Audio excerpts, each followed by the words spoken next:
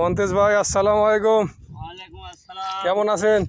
আল্লাহ খুব ভালো আছে। কি বাবা, এখানে নেট দিয়ে ঢাকা রাখছেন কেন ধানের বীজতলা? এ বাউ আর ঘুঘু খায়। আর এমন ঘটনা তো আমি জীবনে কখনো দেখি নাই যে ধানের বীজতলা ঢাকায় রাখছে নেট দিয়ে। যেমনটা মানুষ ঘুঘু খায়, বাউই খায়। পুকুর আর অনেক সময় টমেটো বা বেগুনের জমি এইভাবে নেট দিয়ে ঢেকে রাখে। তো আপনি আবার এইদিকে দেখি যে ধানের বীজতলা, তো আবার আমন ধানের বীজতলা নেট দিয়ে ঢেকে ঢেকে রাখছেন, বা ওই পাখি আর ঘুঘু। দুটোই খায়। আচ্ছা, এটা তো ভালো দিক তাহলে।